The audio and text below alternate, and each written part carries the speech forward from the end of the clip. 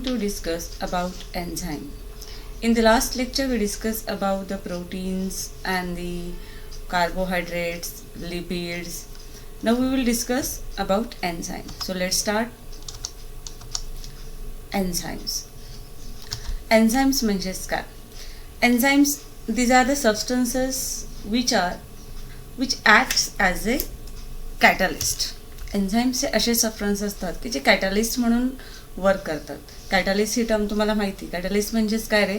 The substance which does not take part in a reaction but they its speed up the reaction. असा पदार्थ की जो रिॲक्शनमध्ये भाग घेत नाही परंतु रिॲक्शन स्पीड अप करण्याचं काम करतो किंवा रिॲक्शनला स्पीड देण्याचं काम करतो. मग आता सुरुवात कशी केली बघा. आपली जी सेल आहे, एक टायनी सेल म्हटलं, एक सिंगल सेल की खूप छोटी आहे ती. ह्या सेलमध्ये डिफरंट केमिकल रिॲक्शन्स होत असतात. Thousands of different chemical reactions एकाच वेळेस किंवा ऑटोमॅटिकली म्हटलं आपल्या सेलमध्ये हजारो केमिकल रिॲक्शन्स होत असतात. आणि मग ह्या केमिकल रिॲक्शन्स होण्यासाठी, ज्याला आपण बायोकेमिकल म्हणतोय, त्या रिॲक्शन्स होण्यासाठी ठराविक टेम्परेचर लागतं. आणि हे ठराविक टेम्परेचर आपलं बॉडी टेम्परेचर आहे. हे रिॲक्शन ज्या होत असतात त्या आपल्या बॉडी टेम्परेचरला होत असतात. So the reaction take place at the body temperature. हे रिॲक्शन्स होत असताना हे एन्झाईम्स त्यांना उपयोगी पडतात. मग एन्झाईम्स जर आपल्या सेलमध्ये नसतील तर काय होईल बघा. If this enzymes were not present in the cell, either the reaction would not occur or if they occur they would occur at a very very slow rate. जर एन्झाईम सेलमध्ये नसतील तर ह्या रिॲक्शन्स कदाचित होणारही नाहीत आणि झाल्या तर त्यांचा रेट जो आहे, त्यांचा स्पीड जे आहे ते फार कमी कमी असणार असं म्हटलंय. म्हणजेच असा प्रश्न विचारला की जे एन्झाईम्स आपल्या सेलमध्ये नसतील तर काय होईल. If this enzymes were not present in the cell, either the reaction would not occur, कदाचित रिॲक्शन होणारही नाहीत, किंवा if they occur they would occur at a very very slow rate. आणि जरी झाल्या तरी त्यांचा स्पीड फार काय असणार आहे, कमी असणार आहे. मग हे एन्झाईम म्हणजेच काय ते बघूया. नो द सायंटिस्टमध्ये बघा, German chemist Edward Buchner discovered enzyme by accident. सायंटिस्टचं नाव बघा, एडवर्ड ब्युचनर. हे जे सायंटिस्ट आहेत जर्मनचे, त्यांनी ही एन्झाईम्स शोधून काढलं. आणि हे कसं झालं रे, बाय ॲक्सिडेंट शोध लागलेला आहे त्याचा. आता त्यांनी नाव असं का दिलं, एन्झाईमच असं नाव काय दिलं बघा. Buchner discovered that living cell were not necessary but the yeast extract could bring about fermentation. त्याचे एक्सपेरिमेंट करत होते, त्यांना जास्त लक्षात आलं की फर्मेंटेशन घडवून आणताना लिव्हिंग सेल महत्त्वाच्या नाही आहेत, तर ईस्टमधून काहीतरी बाहेर पडतंय, किंवा ईस्टमधून काही एक्स्ट्रॅक्ट बाहेर पडतोय जो फर्मेंटेशन घडवून आणतोय. आणि ईस्टमधून बाहेर पडतोय म्हणून त्याला नाव काय दिलंय, एन्झाईम असं नाव दिलंय. बघा इथं द टर्म एन्झाईम असं नाव का दिलंय, तर इनचा अर्थ तुम्हाला माहिती आहे आयन, इन, आणि झायमाचा अर्थ होतो ईस्ट. हा जो सबस्टन्स आहे तो सबस्टन्स कशामध्ये सापडला, ईस्टमध्ये सापडला. फर्मेंटेशन करत असताना जो सबस्टन्स महत्त्वाचा आहे किंवा जो सबस्टन्स युजफुल आहे तो कशातून बाहेर पडलेला होता, ईस्ट सेलमधून बाहेर पडला होता. म्हणून ह्याला काय नाव दिलं गेलं, एन्झाईम असं नाव दिलं गेलं. बघा याचं मिनिंग दिलेलं आहे in zyme means yeast. Okay, so in yeast. पण आता जनरली एन्झाईमच्या ऐवजी आपण त्याला काय म्हणतो रे, बायो कॅटॅलिस्ट असं म्हणतोय. मग अशी मी तुम्हाला सांगितलं, कॅटॅलिस्ट म्हणजे स्पीडअप करणारा पदार्थ, रिॲक्शन स्पीडअप करणारा पदार्थ. आणि तो पदार्थ लिव्हिंग सेलमध्ये आहे, सेलच्या आत आहे, म्हणून त्याला काय म्हटलं जातं, बायो कॅटॅलिस्ट असं म्हटलं जातं. ओके, एन्झाईमला दुसरं नाव काय आहे, बायो कॅटॅलिस्ट. त्याच्यानंतर आता हे जे एन्झाईम्स आहेत, हे एन्झाईम्सची कॅरेक्टरिस्टिक्स काय ती बघूया आपण. Each enzyme catalyze a small number of reactions, specially perhaps only one. प्रत्येक जे एन्झाईम, भरपूर एन्झाईम आपल्या सेलमध्ये आहेत, लिव्हिंग सेलमध्ये आहेत. प्रत्येक एन्झाईम एक विशिष्ट प्रकारची रिॲक्शन काय करत असते, कॅटलाइज करत असते. कदाचित एका वेळेस एक सुद्धा अशा पद्धतीने रिॲक्शन स्पीडअप करण्याचं काम करते. आता ह्या व्हिडिओजमध्ये आपल्याला 2-3 टर्म महत्त्वाच्या लक्षात ठेवायचे, ज्याच्या डेफिनेशन्स तुम्हाला आहेत. इथून पुढं बायोलॉजीमध्ये असेल किंवा केमिस्ट्रीमध्ये असेल, हे 2-3 टर्म्स जे आहेत ते तुम्हाला लक्षात ठेवायचे. त्यातली एक पहिली म्हणजे सबस्ट्रेट. आता सबस्ट्रेट म्हणजेच काय? The substance upon which an enzyme act. एखादा पदार्थ, एखादा सबस्टन्स, ह्या सबस्टन्सवर ज्या वेळेस एन्झाईम ॲक्ट करतात, हे एन्झाईम ज्या वेळेस एखाद्या सबस्टन्सवर ॲक्ट करतात त्या सबस्टन्सला काय म्हटलं जातं? सबस्ट्रेट असं म्हटलं जातं. याच्या अगोदर तुम्ही 10वी मध्ये वगैरे ग्लायकोलिसिस शिकलाय. ग्लायकोलिसिसमध्ये ग्लुकोज हा सबस्ट्रेट आहे, बरोबर आहे. ग्लुकोज हा काय होता? सबस्ट्रेट होता आणि त्याच्यावर वेगवेगळे एन्झाईम्स ॲक्ट करत होते. So what is substrate? The substance upon which an enzyme act. असा पदार्थ की ज्याच्यावर एन्झाईम ॲक्ट्स करतात त्या सबस्टन्सला काय म्हटलं जातं? सबस्ट्रेट असं म्हटलं जातं. The substance upon which an enzyme act is termed as a substrate. त्याच्यानंतर हे एन्झाईम सुद्धा दोन प्रकारचे आहेत. एक आहे एंडो एन्झाईम, दुसरं आहे एक्झो एन्झाईम. मग आता एंडो एन्झाईम म्हणजे काय आणि एक्झो एन्झाईम म्हणजे काय बघूया. आता आपण काय बघितलं की सेलमध्ये एन्झाईम्स तयार होतात. मग सेलमध्ये एन्झाईम तयार झाल्यानंतर ज्या सेलमध्ये तयार झालेल्या आहेत, बघा ज्या सेलमध्ये तयार झालेल्या आहेत, एन्झाईम ज्या सेलमध्ये तयार झालेले आहेत त्या सेलवर ते ॲक्ट करत असतील तर त्या एन्झाईमला एंडो एन्झाईम असं म्हटलं जातं. आणि जर सेलमध्ये तयार झालेली आहे पण सेलच्या बाहेर ॲक्ट करत असेल तर मात्र त्याला एक्झो एन्झाईम असं म्हटलं जातं. So see definition, the enzyme which act within the cell in which they synthesized are known as a endo enzyme. Endo enzyme म्हणजे असे एन्झाईम की ज्या सेलवर ॲक्ट करतात त्या सेलमध्ये ते तयार झालेले असतात. म्हणजे ज्या सेलमध्ये तयार होतात त्या सेलमध्ये ते ॲक्ट करत असतील तर त्या एन्झाईमला काय म्हटलं जातं? एंडो एन्झाईम्स असं म्हटलं जातं. मग एक्झाम्पल काय आहेत रे? तर क्लोरोप्लास्ट आणि मायटोकॉन्ड्रिया. सेलमध्ये तुम्हाला माहिती आहे क्लोरोप्लास्ट आणि मायटोकॉन्ड्रियाज असतात. तर क्लोरोप्लास्ट आणि मायटोकॉन्ड्रियामध्ये जे एन्झाईम प्रोड्यूस होतात ते सगळे कोणते असतात? एंडो एन्झाईम असतात. क्लोरोप्लास्ट आणि मायटोकॉन्ड्रियामध्ये जे एन्झाईम्स प्रोड्यूस होतात ते सगळे एंडो एन्झाईम असतात. म्हणजे तिथंच तयार होतात आणि त्याच सेलमध्ये ते फंक्शन करत असतात. त्यानंतर एक्झो एन्झाईम म्हणजे काय बघूया. If they act outside the cell in which they are synthesize. ज्या सेलमध्ये तयार होतात त्या सेलच्या बाहेर, आउटसाइड जर ते ॲक्ट करत असतील, फंक्शन करत असतील तर त्या एन्झाईमला एक्झो एन्झाईम्स असं म्हटलं जातं. Okay, see exo enzyme means if they act outside the cell in which they are synthesize. ज्या सेलमध्ये तयार झालेले आहेत त्या सेलच्या बाहेर जर ते ॲक्ट करत असतील तर त्या एन्झाईमला एक्झो एन्झाईम असं म्हटलं जातं. एक्झाम्पल काय लक्षात ठेवणार याचं? Enzymes released by many fungi. बरेचसे फंगीज जे आहेत, फंगस जे आहेत त्यांच्यामधून जे एन्झाईम रिलीज केलं जातं ते कसले असतात? एक्झो एन्झाईम्स असतात. इथं 3 टर्म्स ह्या स्लाइडमध्ये लक्षात ठेवायचे: substrate, endo enzyme and exo enzyme. This enzyme synthesized by living sale.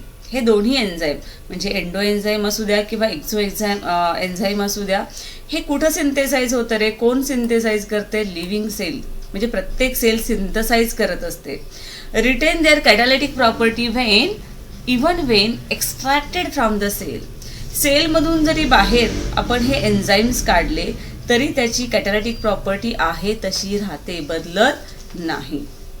Okay, see do you know मध्ये काय म्हटलंय? आता हे तुम्हाला थोडंसं झालेलं आहे.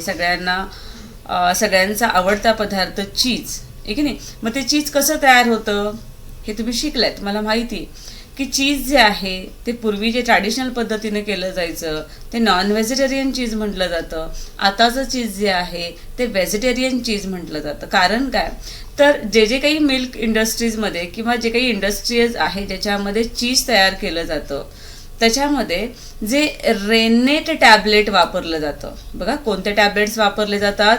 Rennet tablets. रेनेट नावाच्या ज्या गोळ्या आहेत त्या टाकल्या जातात. का? तर ह्या रेनेट टॅबलेटमध्ये जे एन्झाईम असतं ते रेनिन असतं. लक्षात घ्या, रेनेट टॅबलेट्समध्ये जे एन्झाईम प्रेझेंट असतं ते रेनिन असतं. आणि हे रेनिन कुठून घेतलेलं असतं? तर it's obtain from the stomach of calf. जे गाईचं पिल्लू किंवा गाईचं छोटंसं वासरू आहे त्या वासरूच्या स्टमकमधून किंवा जनरली कॅटल्सच्या इंटेस्टाईनमधून घेतलेलं असतं. आणि त्यामुळे ते सुरुवातीचं जे एन्झाईम आहे ते जे चीज आहे ते चीज कसं म्हटलं जायचं, नॉन व्हेजिटेरियन म्हटलं जायचं.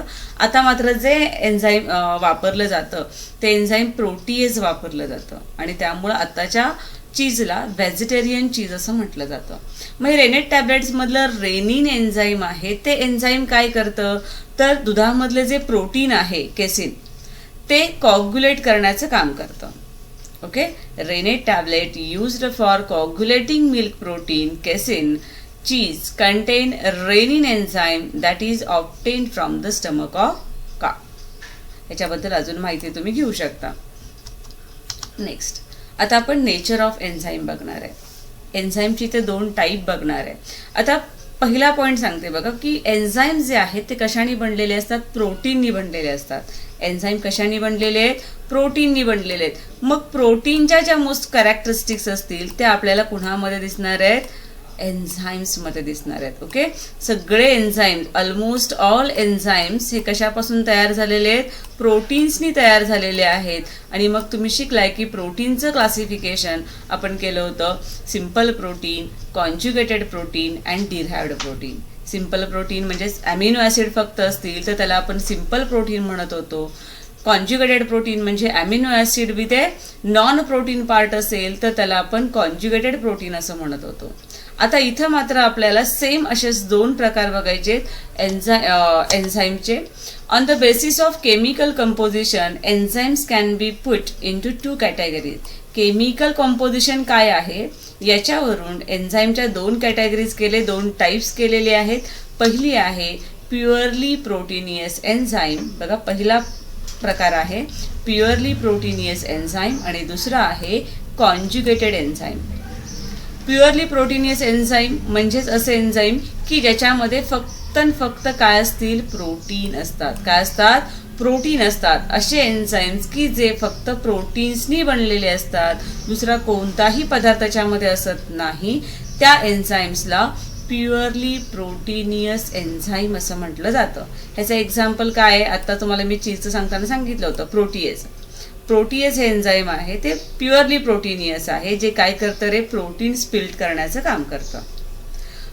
दुसरा प्रकार आहे तो म्हणजे कॉन्ज्युगेटेड एन्झाईम. कॉन्ज्युगेटेड एन्झाईम्स हे कशाने बनलेले असतात तर प्रोटीन असणारच आहे, पण त्या प्रोटीन बरोबर एखादा non protein prosthetic group attach असेल.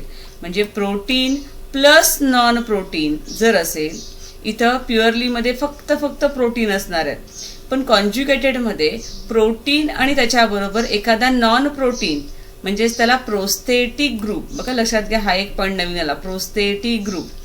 प्रोटीन विथ प्रोस्थेटिक ग्रुप असेल. प्रोस्थेटिक ग्रुप म्हणजेच काय तर नॉन प्रोटीन सबस्टन्स. असं जर एन्झाईम असेल तर त्या एन्झाईमला कॉन्ज्युगेटेड एन्झाईम असं म्हटलं जातं.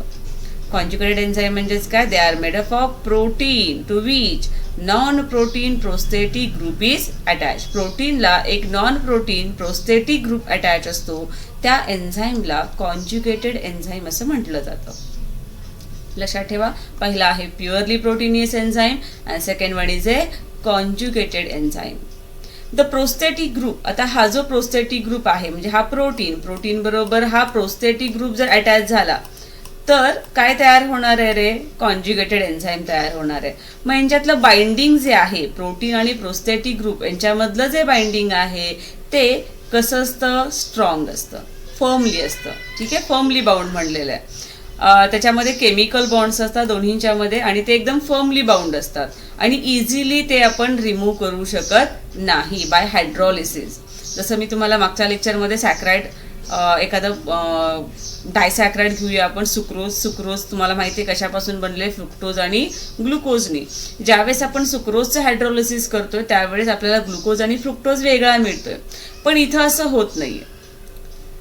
कॉन्ज्युगेटेड एन्झाईम जे आहे ते कॉन्ज्युगेटेड एन्झाईम हायड्रॉलिसिस प्रोसेसनी प्रोटीन आणि जे काही नॉन प्रोटीन प्रोस्थेटिक ग्रुप आहे तो इझिली याच्यामधून रिमूव्ह केला जात नाही. आणि जरी रिमूव्ह केला तरी ते एन्झाईम कसं बनतं रे, इनॅक्टिव्ह बनतं. If the prosthetic group is removed from the protein part, जर प्रोटीन पार्ट पासून हा प्रोस्थेटिक ग्रुप आपण काय केला, रिमूव्ह केला, तर ते एन्झाईम कसं बनतं, इनॅक्टिव्ह बनतं, अकार्यशील बनतं. ओके, जे काही त्याचं वर्क आहे ते वर्क ते करत नाही. प्रोस्थेटिक ग्रुप हा प्रोटीनला कसा झालाय, तर फर्मली बाउंड झालाय. कशाने, केमिकल बॉन्ड्सनी, आणि तो इझिली रिमूव्ह होत नाही. हायड्रॉलिसिस प्रोसेसने तो इझिली रिमूव्ह होत नाही. समजा हा प्रोस्थेटिक ग्रुप प्रोटीन पार्टपासून रिमूव्ह झाला तर ते एन्झाईम कसं बनतं, इनॅक्टिव्ह बनतं. मग आता इथे बघा, कॉन्ज्युगेटेड एन्झाईममध्ये जो प्रोटीनियस पार्ट आहे, जो प्रोटीनचा भाग आहे, त्याला अपो एन्झाईम असं म्हणायचं. Proteinaceous part of enzyme is called as a apo enzyme.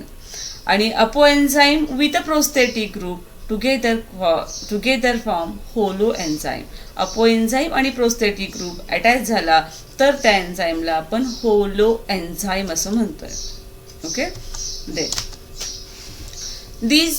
there are enzymes which require certain organic compound and inorganic ions for this activity. आता इथे एक पॉइंट, 2-3 टर्म्स तुम्हाला लक्षात ठेवायचे आहेत, कारण तुम्ही 2-3 डेफिनेशन इथं नवीन शिकणार आहात. काय डेफिनेशन्स आहेत बघा. देर आर एन्झाईम्स, काही असे एन्झाईम्स आहेत की ज्यांना सर्टन म्हणजे विशिष्ट प्रकारचे ऑर्गॅनिक कंपाऊंड आणि इनऑर्गॅनिक आयन्स लागतात ॲक्टिव्ह होण्यासाठी. काही एन्झाईमला त्यांच्या ॲक्टिव्हिटी करण्यासाठी किंवा ॲक्टिव्ह होण्यासाठी विशिष्ट अशा ऑर्गॅनिक कंपाऊंड किंवा इनऑर्गॅनिक आयन्सची गरज लागते. मग इथं 2 टर्म्स तुम्हाला येतात बघा, को एन्झाईम आणि को फॅक्टर. मागच्या ह्याच्यामध्ये तुम्ही शिकलाय किंवा इथून पुढे तुम्हाला फोटोसिंथेसिस, रेस्पिरेशन शिकताना ह्या 2 टर्म्स येणार आहेत, को एन्झाईम आणि को फॅक्टर. मग को एन्झाईम कुणाला म्हणायचं आणि को फॅक्टर कुणाला म्हणायचं बघा.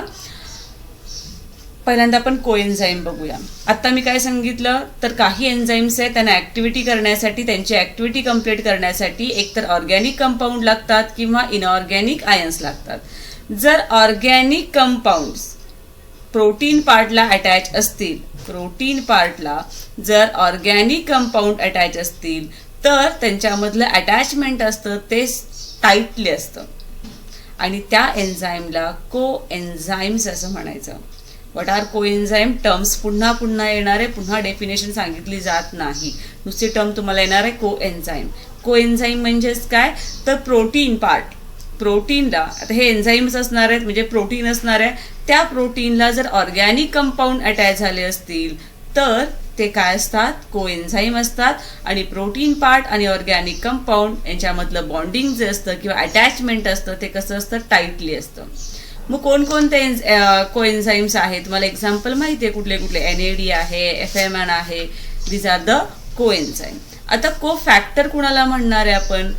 को फॅक्टर म्हणजेच काय, जर प्रोटीन पार्टला इनऑर्गॅनिक आयन्स अटॅच असतील आणि ते लूजली अटॅच असतील, प्रोटीन पार्टला बघा, कॉन्ज्युगेटेड प्रोटीनमध्ये आपण डेफिनेशन अशी केली होती की protein part plus non protein part, बरोबर आहे. मग नॉन प्रोटीन पार्ट जर ऑर्गॅनिक कंपाऊंड असेल तर ते को एन्झाईम असणार आहे, इनऑर्गॅनिक आयन असेल तर ते को फॅक्टर्स असणार आहे. प्रोटीन पार्टला जर इनऑर्गॅनिक आयन्स अटॅच झाले आणि ते अटॅचमेंट कशी असेल, लूजली असेल, तर त्याला को फॅक्टर असं म्हटलं जातं. ओके, को एन्झाईम आणि को फॅक्टर 2 टर्म्स लक्षात ठेवा. आता को एन्झाईमची काही एक्झाम्पल दिलेत तुम्हाला, NAD आणि FMN. NAD झालेत तुम्हाला निकोटिनामाइड ॲडेनिन डाय न्यूक्लियोटाइड. ज्यावेळेस ग्लायकॉलिसिस शिकत असताना किंवा प्रोटीन ग्लुकोजचं जे ऑक्सिडेशन आहे ते शिकत असताना तुम्हाला हे NAD, FAD वगैरे गेलेले आहेत. NAD म्हणजेच काय, निकोटिनामाइड ॲडेनिन डाय न्यूक्लियोटाइड, आणि FMN म्हणजे फ्लेविन मोनो न्यूक्लियोटाइड. हे सगळे काय आहेत रे, को एन्झाईम्स आहेत. मग को फॅक्टर कुणाला म्हणणार आहेत, हे जे इनऑर्गॅनिक आयन्स आहेत मेटल्सचे, मग मॅग्नेशियम, कॉपर, झिंक, मॅग्नीज, हे जे मेटल आयन्स आहेत ह्यांना आपण काय म्हणणार आहे, को फॅक्टर असं म्हणणार आहे. म्हणजे हे जे मेटल आयन्स आहेत ते मेटल आयन्स, हे जे इनऑर्गॅनिक आयन्स आहेत ते कुणाला अटॅच झालेत, प्रोटीन पार्टला अटॅच झाले असतील तर त्यांना आपण को फॅक्टर म्हणतोय. मग कोणकोणते को फॅक्टर आहेत बघूया. आयर्न Fe++, आयर्न जर एखाद्या प्रोटीन पार्टला अटॅच झालेला असेल तर तो कोफॅक्टर म्हणून कोणत्या एन्झाईमचं काम करतो? कॅटॅलेज. बघा, कॅटॅलेज हे नाव काय आहे? एन्झाईमचे नाव आहे. ह्या एन्झाईममध्ये जो इनऑर्गॅनिक आयन अटॅच असतो तो म्हणजे आयर्न असतो. कॅटॅलेज ह्या एन्झाईममध्ये जो इनऑर्गॅनिक आयन आहे तो काय आहे रे? आयर्न आहे, Fe++ आहे. देन अजून एक एन्झाईमचं नाव दिलंय पेप्टिडेज. पेप्टिडेज हे हार्मोन आहे, त्याला जो इनऑर्गॅनिक आयन अटॅच असतो तो म्हणजेच कोणता असतो? मॅंगनीज असतो. कोणता असतो? मॅंगनीज. नाव लक्षात ठेवा, कॅटॅलेजमध्ये आयर्न, पेप्टिडेजमध्ये manganese. Often metal cofactor are referred as a enzyme activator. बऱ्याच वेळा एन्झाईमला ॲक्टिवेट करण्यासाठी हे मेटल कोफॅक्टर्स काय होत असतात? उपयोगी पडतात. म्हणून मेटल कोफॅक्टरलाच काय म्हटलं जातं? एन्झाईम ॲक्टिवेटर्स असं म्हटलं जातं. डेफिनेशन लक्षात ठेवा, पुन्हा सांगते. को एन्झाईम आणि को फॅक्टर यातला मला डिफरन्स कळायला पाहिजे, कारण ज्यावेळेस पुढचे लेसन्स तुम्ही शिकणार आहे त्यावेळेस तुम्हाला ह्या टर्म्स येणार आहे. नेक्स्ट आता आपण पॉइंट बघतो तो म्हणजे प्रॉपर्टीज ऑफ एन्झाईम. एन्झाईमच्या प्रॉपर्टीज काय? पहिली प्रॉपर्टी सोपी आहे, प्रोटॅनियस नेचर. कारण हे जे एन्झाईम्स आहे ते कशाने बनलेले आहेत रे? प्रोटीननी बनलेले आहे. त्यामुळे नेचर कसं असणार आहे? प्रोटीन सारखं असणार आहे. Okay, so first property is proteinaceous nature. All enzymes are basically made up of protein. Second property काय आहे बघा? 3 डायमेन्शनल कॉन्फर्मेशन. 3 डायमेन्शनल कॉन्फर्मेशन म्हणजे याचा अर्थ हे जे एन्झाईम्स आहेत ते एन्झाईमचं कॉन्फर्मेशन कसं आहे रे? 3D आहे. 3 डायमेन्शनल स्ट्रक्चर आहे. They have 1 or more active site to which substrate reactant combine. मगाशी मी ग्लुकोज तुम्हाला काढून दाखवला होता. ग्लुकोजवर ज्यावेळेस हे एन्झाईम ॲक्ट करतात त्यावेळेस फक्त एकच ॲक्टिव्ह साईट असतो असं नाही, त्याच्यावर काय असणार आहेत? बरेच ॲक्टिव्ह साईट असणार आहे. एक किंवा एकापेक्षा जास्त ॲक्टिव्ह साईट असणार आहेत. बघा इथे तुम्हाला दाखवले एक किंवा एकापेक्षा जास्त ॲक्टिव्ह साईट. आणि पूर्णपणे सबस्ट्रेटवर ॲक्टिव्ह साईट असतात असं नाही. एखादा सबस्ट्रेट किंवा रिॲक्टंट म्हणू आपण, त्या रिॲक्टंटवर एक किंवा एकापेक्षा जास्त ॲक्टिव्ह साईट प्रेझेंट असतात. आणि मग ह्या ॲक्टिव्ह साईटवर हे एन्झाईम्स काय करत असतात रे? ॲक्ट करत असतात. आणि त्या साईटला सबस्ट्रेट बाइंडिंग साईट असं म्हटलं जातं. The points of active site where the substrate join. त्या सबस्ट्रेटवरचे जे ॲक्टिव्ह साईट आहेत त्या ॲक्टिव्ह साईटवर एन्झाईम काय करणार आहेत? सबस्ट्रेटला येऊन जॉईन होणार आहेत. म्हणून त्यांना काय म्हटलं जातं? Substrate binding site. ही एक टर्म आली बघा नवीन. The points of active site where the substrate join with the enzyme is called as a substrate binding site. याच्यानंतर तिसरी प्रॉपर्टी बघतो, ती म्हणजे कॅटॅलिटिक प्रॉपर्टी. लेसन सुरुवात करतानाच मी तुम्हाला सांगितलं की एन्झाईम्सला बायोकॅटॅलिस्ट असं म्हणतोय. म्हणजेच त्याच्या प्रॉपर्टी कशा असणार आहेत? कॅटॅलिस्ट सारख्या असणार आहेत. बघा, enzymes are like a inorganic catalyst. जे काही केमिस्ट्रीमधले कॅटॅलिस्ट आहेत, इनऑर्गॅनिक कॅटॅलिस्ट, त्याप्रमाणे आपल्या बॉडीमधले एन्झाईम्स वर्कआउट करत असतात. And influence the speed of biochemical reaction. Biochemical रिॲक्शनचं स्पीड वाढवण्याचं काम करतात. But themselves remain unchange. पण रिॲक्शन करत असताना रिॲक्शनचा स्पीड वाढवतात पण त्यांच्यामध्ये काहीही बदल होत नाही. एन्झाईम्समध्ये काहीही बदल होत नाही. बदल होतो तो रिॲक्टंटमध्ये, कारण रिॲक्टंटपासून काय तयार होणार आहे? प्रोडक्ट तयार होणार आहे.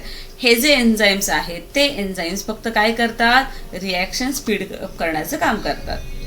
After completion of the reaction and release of the product, they remain active to catalyze again. बघा, एखादी रिॲक्शन चालू आहे, रिॲक्टंटमध्ये रिॲक्शन झाल्यानंतर प्रोडक्ट तयार होणार आहे आणि हे जे एन्झाईम आहेत ते रिॲक्शन स्पीड करणार आहेत.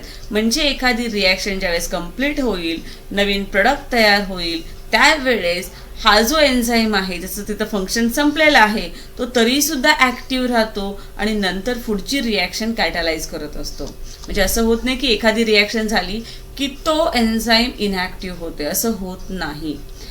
A small quantity of enzyme can catalyze the transformation of a very large quantity of the substrate into end product.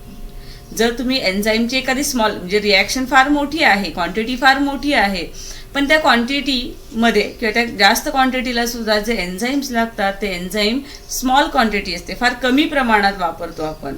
ठीक आहे. So a small quantity of enzymes can catalyse the transformation of a very large quantity of the substrate into an end product. Example तुमच्या लक्षात येईल बघा. Sucrose जी आहे त्या सुक्रोजचं जर आपण हायड्रोलिसिस करायचं म्हटलं तर त्याला जास्त वेळ लागतो, बरोबर आहे. सुक्रोजचं हायड्रोलिसिस करण्यासाठी जास्त वेळ लागतोय. पण जर आपण सुक्रोजचं हायड्रोलिसिस करण्यासाठी सुक्रेज हे एन्झाईम वापरलं, नाव बघा सुक्रोज. सुक्रोज ही डायसॅक्राइड आहे आणि त्या डायसॅक्राइड जर आपण हायड्रोलिसिस करायचं असेल तर जास्त वेळ लागणार आहे विदाऊट एनी एन्झाईम. पण जर एन्झाईम आपण त्याच्यामध्ये ऍड केलं, त्या एन्झाईमचं नाव काय आहे? सुक्रेज. सुक्रेज हे एन्झाईम जर आपण वापरलं तर त्याचं जे हायड्रोलिसिस आहे ते किती वेळापेक्षा जास्त होते, किती टाइम्सने जास्त होते? More than 1,00,000 times. बघा म्हणजे रिॲक्शनचा स्पीड किती वाढतोय. Sucrase can hydrolyze 1,00,000 times of sucrose as compared to its own weight.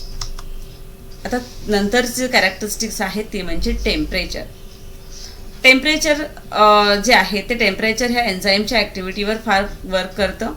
Enzymes are destroyed at a higher temperature of 60 to 70 degree Celsius or below. They are not destroyed but become inactive. जवळजवळ temperature जर जास्त असेल, about 60 ते 70 degree Celsius किंवा त्याच्यापेक्षा थोडंसं खाली असेल तर हे एन्झाईम डिस्ट्रॉय होतात. डिस्ट्रॉय होतात म्हणजेच काय, पूर्णपणे नष्ट होत नाहीत, ते फक्त काय होतात? इनॅक्टिव्ह होतात, अकार्यशील होतात. आणि जेव्हा पुन्हा त्यांना पाहिजे ते टेम्परेचर येतं त्यावेळेस ते पुन्हा काय बनतात रे? ॲक्टिव्ह बनतात. This inactive state is a temporary. ही जी इनॅक्टिव्ह स्टेट आहे ती कशी आहे रे? तात्पुरती असते, त्यांच्यामध्ये टेम्पररी असते. And the enzyme can become active at a suitable temperature. योग्य असं प्रकारचं टेम्परेचर आलं की ते एन्झाईम पुन्हा काय बनतात? ॲक्टिव्ह बनतात. Okay. Most of the enzyme work at an optimum temperature between 20 degree Celsius and 35 degree Celsius. बरेचसे असे एन्झाईम्स आहेत की जे त्यांचं ऑप्टिमम टेम्परेचर म्हणजे कोणत्या टेम्परेचरला ते चांगलं काम करू शकतात, तर 20 degree Celsius to 35 degree Celsius पर्यंत. ठीक आहे. याच्यानंतर स्पेसिफिसिटी सुद्धा आहे. Specificity of action. Specificity of ॲक्शनमध्ये काय बघा की विशिष्ट प्रकारच्या ह्याच्यावरच फक्त विशिष्ट प्रकारचे एन्झाईम ॲक्ट करत असतात. बघा, the ability of an enzyme to catalyze a one specific reaction and essentially no other is perhaps it a most significant property. सगळ्यात महत्त्वाची प्रॉपर्टी अशी आहे की हे जे एन्झाईमची जी ॲबिलिटी आहे, क्षमता आहे टू कॅटलाइज करण्याची, ही विशिष्ट प्रकारच्या रिॲक्शन, एका विशिष्ट प्रकारच्या रिॲक्शन्सलाच होत असते, असं नाही की सगळ्यालाच होते. ही त्याची महत्त्वाची प्रॉपर्टी आहे. Each enzyme act upon a specific substrate or a specific group of substrate. प्रत्येक एन्झाईम आहे. फॉर एक्झाम्पल मगाचं एक उदाहरण घेऊया आपण, सुक्रेज. सुक्रेज हे फक्त सुक्रोजलाच हायड्रोलिसिस करणार आहे. म्हणजेच यांचं जे सबस्ट्रेट आहे ते प्रत्येक एन्झाईमचं ठरलेलं असतं. मग ते एकच असेल किंवा सबस्ट्रेटचा ग्रुप असेल. Each enzyme can act upon a specific substrate or a specific group of substrate. लक्षात आली ही characteristics. Then enzymes are very sensitive to temperature and pH. हे जे एन्झाईम्स आहेत ते फार सेन्सिटिव्ह आहेत. कशाला? तर टेम्परेचर आणि pH ला. टेम्परेचर वाढलं, एन्झाईमचं फंक्शन त्याच्यावर डिपेंड आहे. pH कमी जास्त झाला तरी सुद्धा एन्झाईमवर त्याचा परिणाम पडणार आहे. एन्झाईम जे वर्किंगचं होणार आहे किंवा रिॲक्शनची जी स्पीडअप आहे ती ह्या एन्झाईम्सच्या किंवा टेम्परेचर आणि pH वर अवलंबून असते. एक्झाम्पल फार छान दिले बघा. आधी ऑप्टिमम pH डेफिनेशन बघूया. Each enzyme exhibit is highest activity at a specific pH called as A optimum pH. Optimum pH म्हणजेच काय? विशिष्ट अशा pH ला, स्पेसिफिक pH ला प्रत्येक एन्झाईम स्वतःची ॲक्टिव्हिटी दाखवत असतो, हायेस्ट ॲक्टिव्हिटी दाखवत असतो. त्या pH ला ऑप्टिमम pH असं म्हटलं जातं. बरोबर आहे. प्रत्येक एन्झाईमची काही विशिष्ट असं pH लाच ते ॲक्ट करतात, म्हणून प्रत्येक त्यांच्या pH ला काय म्हटलं जातं? ऑप्टिमम pH असं म्हटलं जातं. मग एक्झाम्पल दिले बघा त्यांनी की ह्या pH जर कमी जास्त झाला तर एन्झाईमची ॲक्टिव्हिटी कमी जास्त होऊ शकते. वाढला कमी झाला pH तर प्रत्येक विशिष्ट अशा एन्झाईमची ॲक्टिव्हिटी काय होऊ शकते, डिक्लाइन होऊ शकते. पहिलं एन्झाईम आहे ते एक्झाम्पलमध्ये दिले पेप्सिन आणि दुसरं आहे ते म्हणजे ट्रिप्सिन. बघा एन्झाईम पेप्सिन आणि एन्झाईम ट्रिप्सिन हे कशाशी रिलेटेड आहेत तर आपल्या डायजेशनसाठी रिलेटेड आहेत. हे दोन्ही एन्झाईम आहेत. हे एन्झाईम काय डायजेस्ट करण्याचं काम करतात तर प्रोटीन डायजेस्ट करण्याचं काम करतात.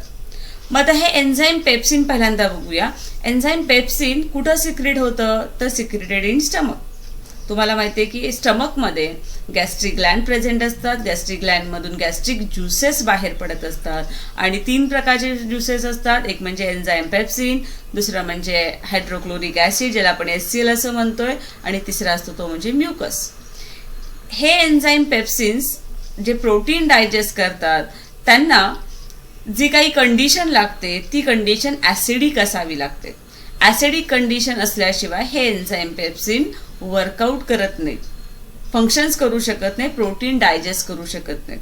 मग सांगा तिथले जे pH आहे, आता ॲसिडिक स्ट्रक्चर आहे किंवा ॲसिडिक तिथलं कॉन्सन्ट्रेशन आहे, मग तिथं जो pH असणार आहे तो लेस दॅन 7 असणार आहे. कारण ॲसिडिक म्हटलं की 7 पेक्षा कमी असेल तर तो काय असतो रे ॲसिडिक असतो.